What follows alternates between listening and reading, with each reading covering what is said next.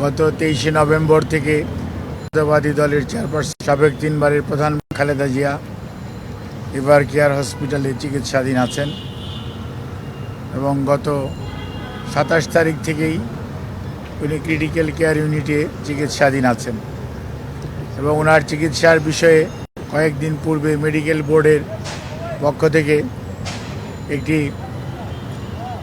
Medical report আপনাদের জনগণের যে আকাঙ্ক্ষা ওনার জানার, সেই জন্য ওইটি আমাদের ডাক্তার সাহেব সেটি উপস্থাপন করেছিলেন। কাজেই সেই মেডিকেল বোর্ডে মোটামুটি এথিক্যালি যেটুকু একজন রোগীর চিকিৎসার যায় সেই অনুযায়ী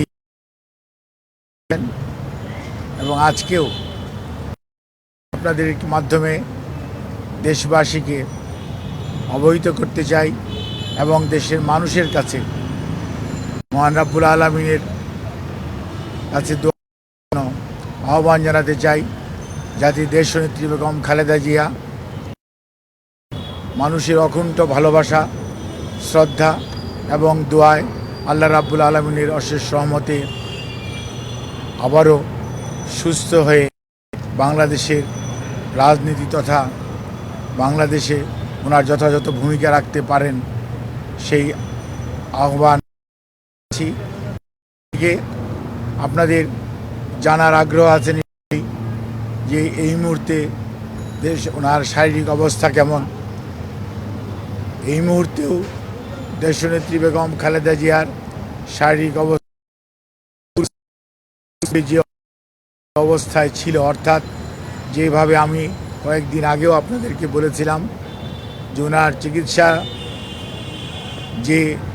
চিকিৎসা মেডিকেল বোর্ড, ওনার মেডিকেল বোর্ড একটি যে বাংলাদেশের কয়েকজন ডাক্তার, ঠিক তা না, তাদের নাম বলেছি, আজকেও হয়তো পরে বলে দিই।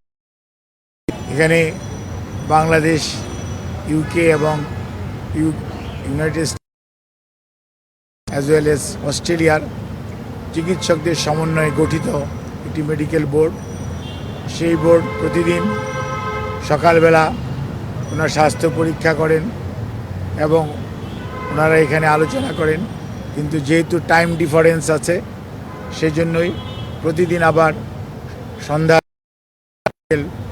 মাল্টিডিসিপ্লিনারি যে মেডিকেল টিম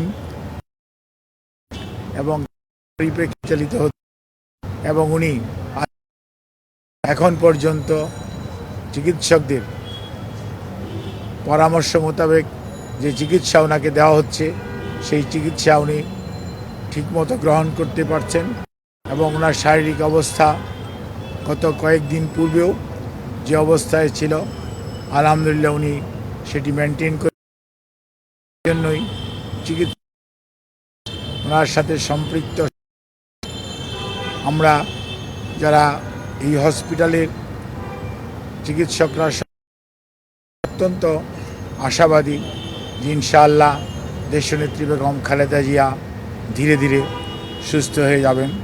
তারপরেও মনে রাখতে হবে ওনার যে অসুস্থ, যে বয়সের চেয়ে বেশি ওনার যে অসুস্থতা এবং ওনাকে পরিকল্পিতভাবে যেরকম অসুস্থ অবস্থার মধ্যে বিগত সময়ে ঠেলে দেওয়া হয়েছে, চিকিৎসা যথাযথভাবে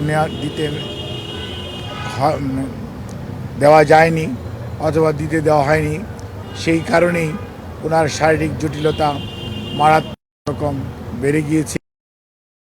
এবার উনি বেশি সময় পার করছেন। এই বিষয়ে আমি শুধু আপনাদের এইটুকু অবহিত করতে চাই, দলের ভারপ্রাপ্ত চেয়ারম্যান জনাব তারেক রহমান, ওনার সহধর্মিণী ডাক্তার জুবাইদা রহমান সবসময়ই ওনার চিকিৎসার ব্যাপারে সার্বক্ষণিকভাবে তদারকি করছেন এবং ওনার পরিবারের সদস্যদের মধ্যে মরহুম আরাফাত রহমান কোকুর সৈয়দ শামিলা রহমান, ওনার শাইম ইস্কান্দার সহ ওনার বড় বোন, ওনারা সবাই পরিবারের সদস্যরা সার্বক্ষণিকভাবে চিকিৎসার ব্যাপারে খোঁজ নিচ্ছেন এবং ওনার পাশে তো আর থাকা যাচ্ছে না, যেহেতু উনি ক্রিটিক্যাল কেয়ার ইউনিটে আছে, কাজে ওনারা হসপিটালে অথবা হসপিটালের বাইরে অবস্থান করে ওনার চিকিৎসার ব্যাপারে সব খোঁজ নিচ্ছেন।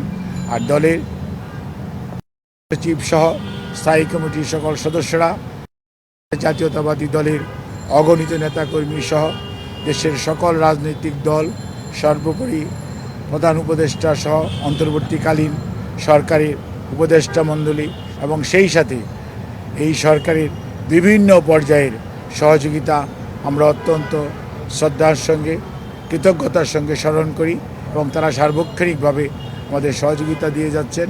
এবং সর্বোপরি এই কর্মরত চিকিৎসক, নার্স এবং কর্মকর্তারা তাদের সহযোগিতা অব্যাহত রেখেছেন। অন্যদিকে আমি আপনাদের মাধ্যমে এই আহ্বান জানাতে চাই যে এই হাসপাতালে আরও অনেক রোগী চিকিৎসাধীন আছেন। সেই সমস্ত রোগীদের চিকিৎসা যাতে কোনো ব্যাঘাত না ঘটে সেজন্য আইন শৃঙ্খলা রক্ষাকারী বাহিনী সহযোগিতা করছেন।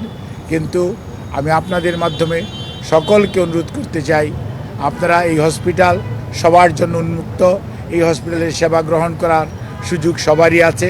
কাজে আপনারা পূর্বে যারা সেবা গ্রহণ করবেন এবং কোনো অবস্থাতেই দেশনেত্রী বেগম খালেদা জিয়ার চিকিৎসার জন্য আপনাদের চিকিৎসার কোনো ব্যাঘাত ঘটবে না এবং আমাদের কোনো নেতাকর্মী কোনো ধরনের বিঘ্ন সৃষ্টি করবে না।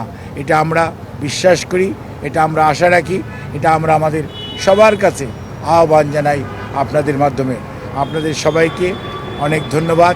দীর্ঘ সময় যাবৎ অপেক্ষা করছিলেন, সেজন্য আমি অত্যন্ত দুঃখিত যে আমার আসতে প্রায় 45 মিনিট দেরি হয়েছে সেজন্য।